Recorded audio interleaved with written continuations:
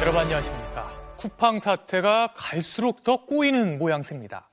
쿠팡이 휴일인 그제 크리스마스에 기습적으로 개인정보 유출 사태 조사 결과를 발표했죠. 3,300만 명에 달하는 개인정보 유출 규모를 돌연 그 10,000분의 1 수준인 3,000명으로 대폭 축소했는데요. 사고 당사자가 스스로 조사하고 증거까지 확보한 사상 초유의 셀프 조사였습니다. 셀프 면죄부라는 비판이 일자 쿠팡은 정부와 협력한 거라며 정부 핑계를 댔는데요. 손해배상액 산정을 앞두고 본격적인 책임 줄이기에 나섰다는 분석입니다. 송재원 기자가 보도합니다. 쿠팡은 경찰에 신고도 하기 전에 유출자인 전직 직원을 접촉해 노트북을 받아왔습니다. 증거오염 우려가 있을 수 있는 상황입니다. 이때 꺼내든 카드가 정부 지시였습니다. 정부가 만나라고 했다며 수사기관 협조 없이 유출자를 따로 만난 사실을 정부에 협조한 것으로 포장했습니다. 법적인 수사 과정에서도 이제 증거나 증인이 오염되지 않도록 이제 1차적으로 수사기관이 접촉하는 게 굉장히 중요한, 조사를 방해할 목적이 있었다 하면 공무집행 방해나 증거인멸에 관한 책임이 발생할 수도 있습니다.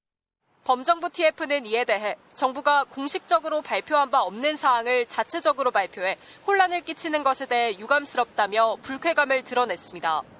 쿠팡은 또 유출자가 실제 저장한 고객 정보는 3,000개에 불과하다는 점을 재차 강조했습니다. 3,300만 명의 개인정보에 접근했지만 실제 가로챈 건 10,000분의 1 수준이라며 유출 피해 규모를 크게 줄인 겁니다. 이를 두고 법조계에서는 손해배상액 줄이기를 위한 사전 포석 아니냐는 분석이 나옵니다.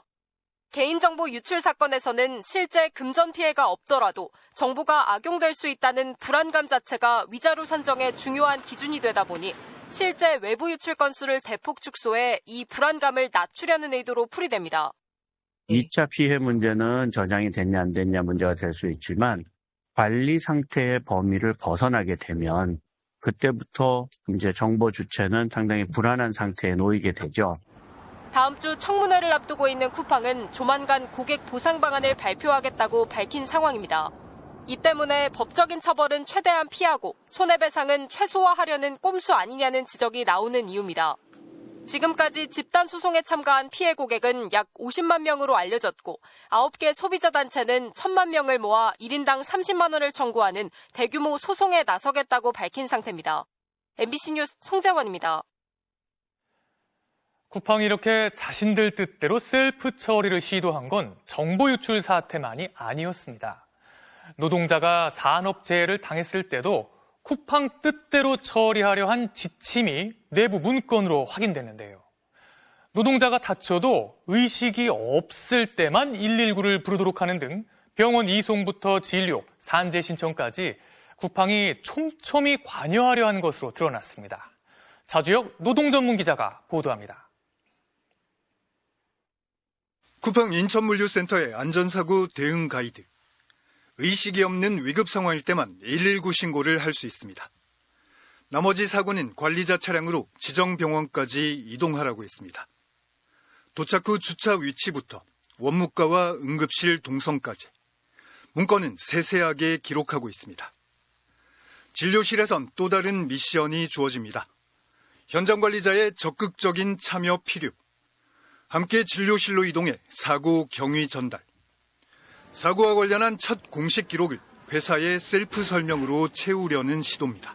그 상황에 대해서 차단하고 포섭하는 하나의 어떤 출발점이 아닌가. 철저하게 쿠팡 이해관계 중심으로 이 부분들을 끌고 가는 거다. 산재 신청을 할지 말지 노동자가 결정하는 과정에도 직접 관여합니다. 문건에는 병원으로 이동하는 동안 산재로 할지 실비로 할지를 관리자가 안내하도록 되어 있습니다. 산재를 신청하면 회사의 병원비 지원은 중단되고 비용은 산재 승인 이후에만 환급됩니다. 불승인되면 환급은 없습니다. 반면 산재를 신청하지 않으면 병원비는 10일 이내 회사가 직접 실비로 환급해줍니다. 3년 뒤 작성된 또 다른 대외비 문서에도 산재를 신청하면 병원 진료비는 지급하지 않는다. 선택은 자율에 맡겼지만 당장 병원비가 급한 노동자에게 선택 방향은 뚜렷합니다.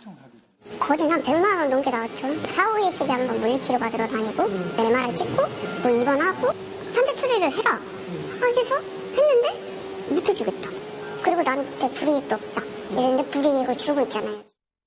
쿠팡 측은 산재 신청 여부와 관계없이 근로기준법에 따라 상해 초기 치료비를 일괄 지원하고 있다고 밝혀왔습니다.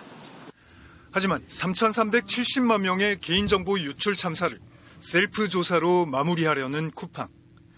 산업재해 대응에서도 쿠팡의 셀프 지침은 촘촘하게 작동하고 있습니다. MBC 뉴스 차주혁입니다. 다음 소식입니다.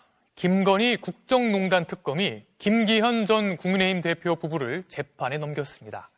김 의원의 국민의힘 당대표 당선 대가로 김건희 씨에게 200만 원대 가방을 준 혐의입니다.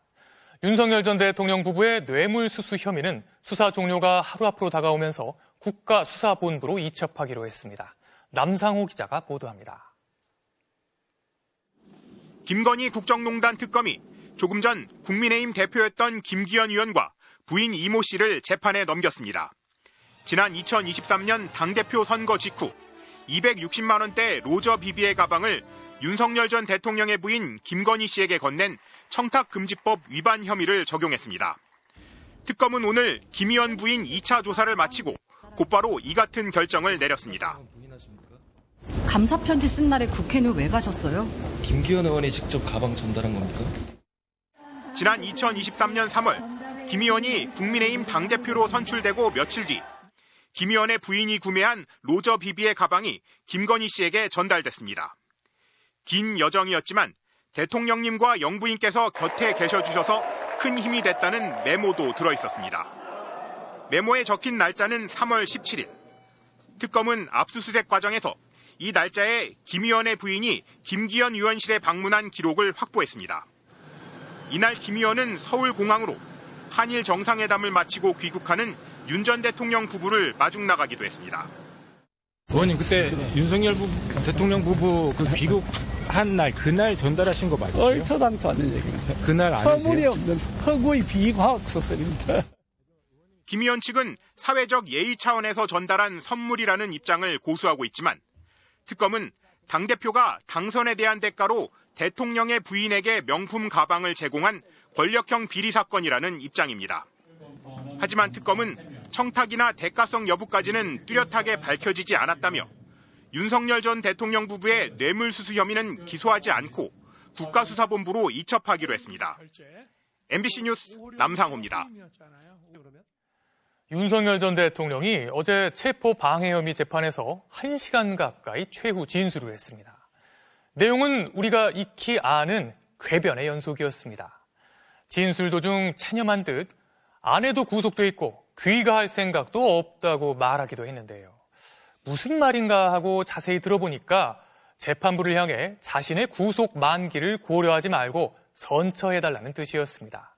유서영 기자가 보도합니다. 어제 열린 체포 방해 사건 결심 공판. 날짜 이렇게 좀 적어와가지고 조금 길어질 것 같아요. 윤석열 전 대통령은 서울구치소에서 적어온 메모를 보며 최후 진술을 이어갔습니다. 체포영장 집행 저지와는 직접 연관이 없어 보이는 계엄령은 계몽령이란 논리로 12.3 계엄의 정당성을 장황하게 늘어놓더니 국민들을 깨우고 국민들로 하여금 도대체 정치와 국정에 이렇게 무관심하지 말고 좀 제발 일어나서 관심 가지고 비판도 좀 하고 이렇게 좀 해달라는 자신에겐 막강한 대통령의 권한도 없었다고 주장했습니다. 제왕적 대통령이라는 건 없습니다. 그냥 대통령이 계엄 해제했는데도 그냥 막바로 내란몰이 하면서 막 대통령 관저에 막 밀고 들어오는 거 보셨지 않습니까? 다음 달 18일 구속기간이 끝나도 집으로 돌아갈 생각이 없다고 했습니다. 제 아내도 지금 구속이 돼 있고 제가 집에 가서 뭘 하겠습니까? 저는 다른 기소된 사건도 많기 때문에. 다른 재판도 많단 겁니다. 실제로 윤 전 대통령이 피고인인 재판은 체포 방해 사건을 포함해 모두 8건.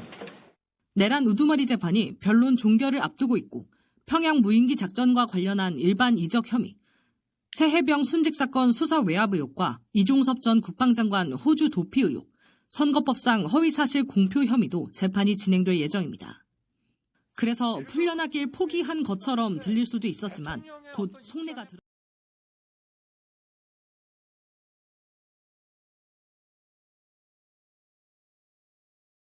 해주기를 바라는데 이거를 이렇게 신병확보 차원에서 이런 거를 좀 그런 만약에 고려가 혹시 있으시다면은 이 같은 윤 전 대통령의 최후 진술은 59분에 걸쳐 진행됐지만 재판부는 예정대로 오는 1월 16일 오후 2시에 선고를 하겠다는 말을 짤막하게 남기고 재판을 마쳤습니다. MBC 뉴스 유서입니다. 각종 의혹이 잇따르고 있는 민주당 김병기 원내대표에 대해 또 다른 의혹이 제기됐습니다. 김 원내대표의 부인이 구의회의 업무 추진비를 사적으로 유용했다는 의혹입니다.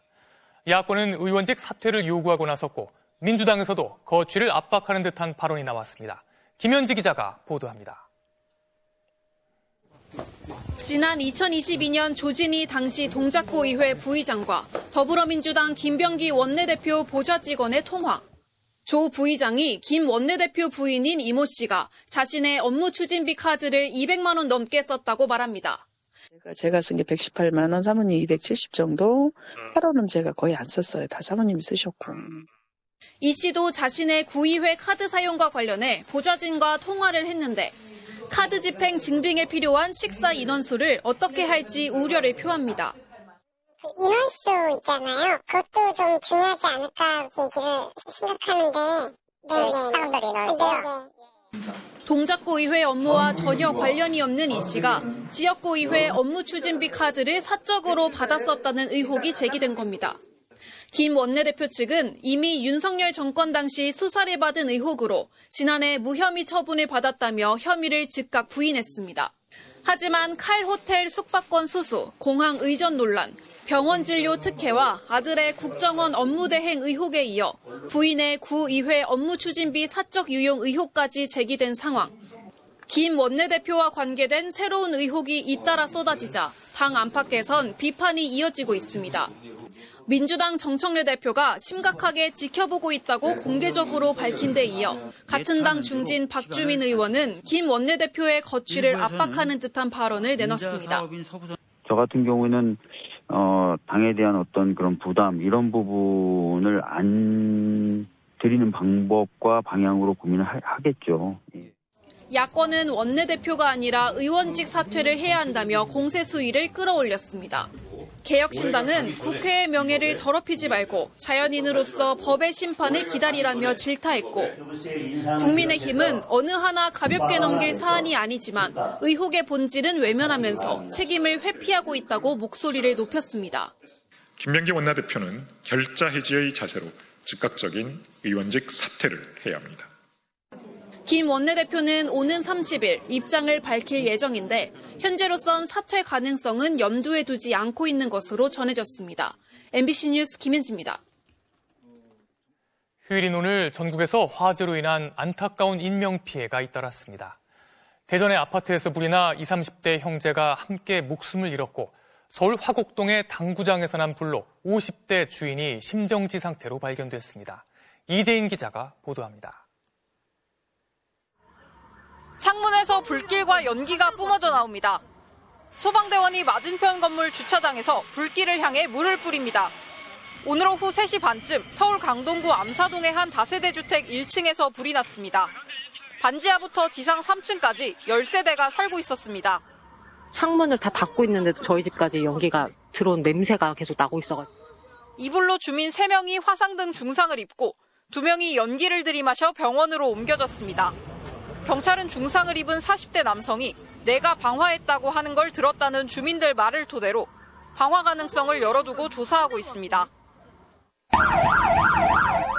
긴급 출동 중인 소방차 앞으로 앞서가는 구급차가 보입니다. 도착한 건물 창문으로 불길이 치솟습니다. 오늘 새벽 2시쯤 서울 강서구 화곡동에 있는 당구장에서 불이 나 40여 분 만에 꺼졌습니다. 당구장 주인인 50대 남성이 심정지 상태로 발견돼 병원으로 옮겨져 치료를 받고 있습니다. 소방당국은 당구장 다용도실에서 불이 시작된 것으로 보고 정확한 화재 원인을 조사하고 있습니다. 15층짜리 아파트 7층에서 연기가 납니다. 오늘 새벽 0시 반쯤 대전 동구 파남동의 한 아파트에서 불이 나 형제가 숨졌습니다. 20대 동생은 집안 출입문 앞에서 심정지 상태로 발견돼 병원으로 옮겨졌으나 숨졌고 30대 형은 아파트 현관 반대쪽 지상에서 숨진 채 발견됐습니다. 소방당국은 불을 피하려다 떨어졌을 것으로 추정하고 있습니다. 경찰과 소방당국은 합동감식을 통해 사고 경위를 밝히기로 했습니다. MBC 뉴스 이재인입니다. 삼성전자가 자회사를 통해 독일의 유명 자동차 부품업체인 GF의 첨단 운전자 보조 시스템 사업을 인수했습니다. 미래 자동차 전자부품, 즉 전장 사업을 선도해 나가겠다는 삼성의 의지를 드러낸 것으로 평가됩니다. 지윤수 기자입니다. 주차를 하려는 한 차량. 운전자는 손을 완전히 떼고 있습니다. 간격이 좁은 곳을 무리 없이 들어가고 후방에서 자전거가 지나가자 알아서 멈춥니다. 주차 공간을 선택만 하면 4대의 카메라와 12개의 센서가 주변을 감지해 알아서 주차해주는 겁니다. 사고를 막고 안전한 주행을 돕는 독일 ZF사의 첨단 운전자 보조 시스템 에이다스입니다. 삼성전자 자회사 하만이 이 ZF사의 에이다스 사업부를 2조 6천억 원에 인수하기로 했습니다.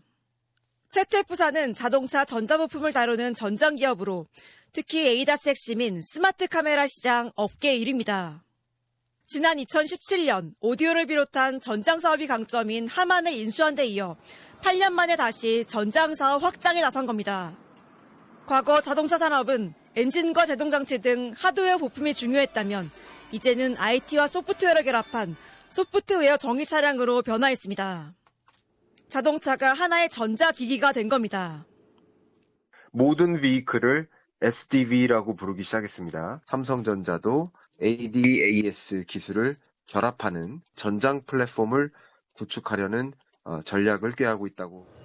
이번 인수로 하만은 에이다스 시장에 본격 진출하는 동시에 기존 주력 제품인 디지털 운전석 등을 결합해 자동차 운영체제 개발에 나설 걸로 보입니다. 삼성은 올해에만 독일 플렉트 그룹의 공조를 포함해 오디오, 디지털 헬스 등 신산업 M&A에 나서면서 미래 먹거리를 위한 투자에 나서고 있습니다. MBC 뉴스 지은수입니다. 대전의 유명 빵집 성심당엔 올겨울도 딸기 케이크가 큰 인기를 끌어 크리스마스에 5시간이 넘게 줄이 늘어섰는데요. 이런 인파를 분산시키고 성심당의 인기도 주변 상권으로 확산시키기 위해 지자체에서 인공지능으로 대기줄을 분석한다고 합니다. 문은선 기자가 보도합니다. 길 위로 휴대용 의자까지 등장하며 온 동네가 북새통을 이룹니다.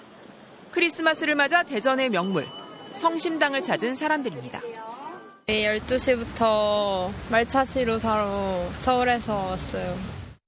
호텔 케이크가 10만 원을 훌쩍 넘는 고물가 시대. 4만 원대 가격에 맛과 양까지 챙긴 가성비 케이크 소식에 전국에서 인파가 몰렸습니다. 성심당 본점 앞에 설치한 라이다 센서가 사람들의 동선과 혼잡도를 실시간으로 보여줍니다. 가장 복잡한 시간과 한가한 시간 통계도 바로 분석이 가능합니다. 일주일 전 장비 시연에서는 수요일 오후 3시에서 4시 사이가 4천여 명으로 가장 붐볐습니다. CCTV와 다르게 라이다가 감지한 객체를 AI가 사람이나 차량으로 분류하고 그 데이터를 통계로 추출하는 방식입니다. 대전 중구는 내년 상반기부터 하루 2만에서 3만 명이 몰리는 성심당 줄서기 현황을 AI로 분석해 운영 중인 플랫폼을 통해 공개할 계획입니다. 방문객이 반경 50m 내 어느 방향에서 들어와 이동했는지도 알 수 있어 상권 활성화 등에도 활용할 수 있을 것으로 기대합니다.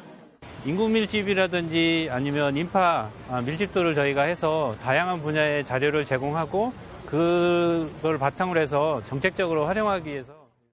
성심당 본점이 있는 대전 원도심은 연간 1,000만 명 넘게 찾는 상권이지만 성심당 등 매출 상위 10에서 20% 점포에만 줄을 서는 한계가 명확한 것도 사실입니다.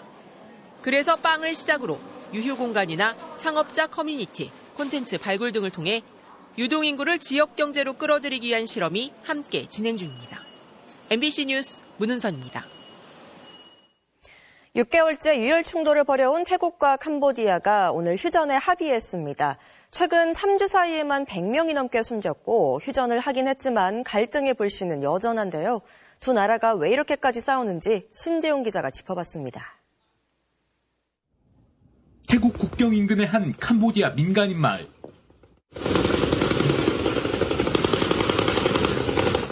태국군 탱크가 마을을 돌며 무차별적으로 기관총을 쏴댑니다. 마치 게임을 즐기듯 소리를 지르기도 합니다. 국경 인근 태국 마을도 처참하긴 마찬가지입니다. 집은 다 무너져 내렸고 주민들은 모두 마을을 떠났습니다.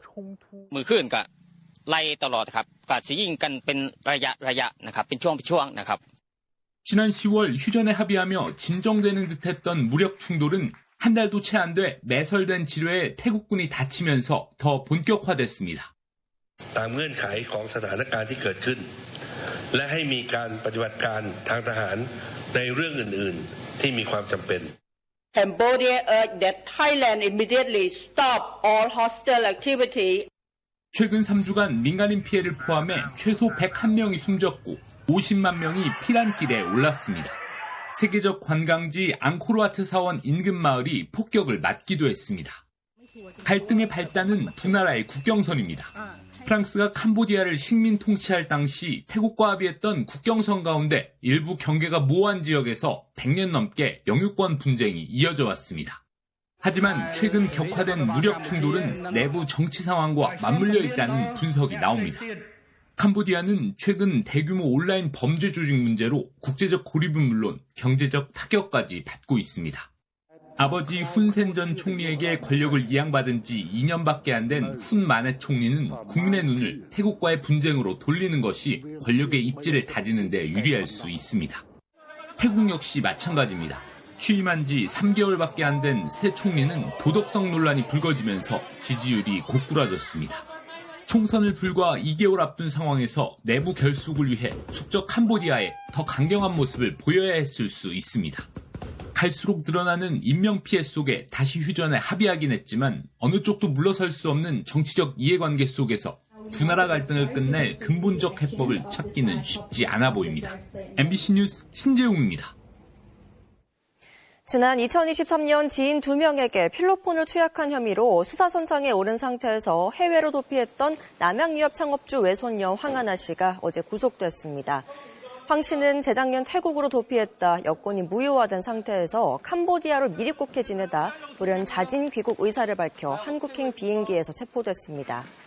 앞서 2019년과 2021년에도 마약 투약 혐의로 구속돼 이번이 세 번째입니다.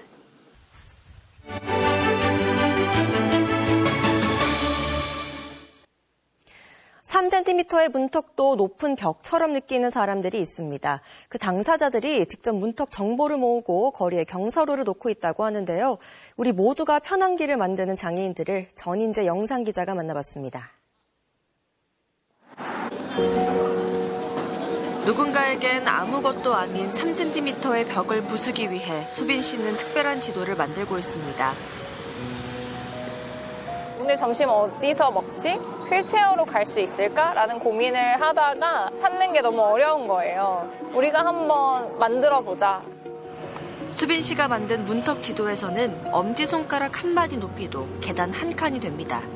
이 엄지 한 마디 정도가 뭐가 이렇게 높아라고 생각하실 수 있는데 어깨에 힘이 없는 분들은 그조차도 넘어갈 수 없기 때문에 보수적인 수준으로 정하게 됐어요. 그러니까 엘리베이터가 있는데 갈 수 없어. 엘리베이터 왜 만들었을까? 그리고 여기 휠체어를 타는 딸과 함께 직접 경사로를 놓는 엄마도 있습니다. 애들이랑 같이 분식집에도 못 가고 문방구에도 못 가고 생활 자체가 단절된다라는 생각들을 많이 했거든요. 그러면은 현장에서 경사를 직접 놔보면서 변화를 만들어보자라고 해서 시작을 하게 되었죠. 윤희 씨는 경사로를 놓기 위해 제도를 설득해야 하기도 했습니다. 요만큼 나와도 도로 점용 허가를 받아야 돼요. 이거는 이제 단속하지 않는 걸로 성동구청에다가 부탁을 해서 요즘 사람들이 많이 찾는 성수동 카페 거리에 새로운 경사로를 놓는 날. 기존에 갖고 왔던 경사를 안 맞아가지고 좀 이렇게 마음이 좀 불편했는데 속이 시원합니다. 경사로 잘 설치된 것 같아? 괜찮아? 성공이라고 볼 수 있을 것 같아. 유모차 끌고 계신 분들도 많이 편하게 이동을 하는 모습을 많이 봐왔고, 그리고 저조차도 물류를 이동하면서 좀 편리하게. 유모차라든지 어르신, 캐리어를 끌고 다니는 관광객, 경사로는 결국 우리 모두를 위한 거죠. 그리고 본인이 가장 문제를 많이 느껴서 장애인 분들이 나서는 것이 필요하다고는 생각이 드는데, 더 많은 분들이 함께 했을 때 이 문제가 더 빨리 해결될 수 있을 거라고 생각합니다.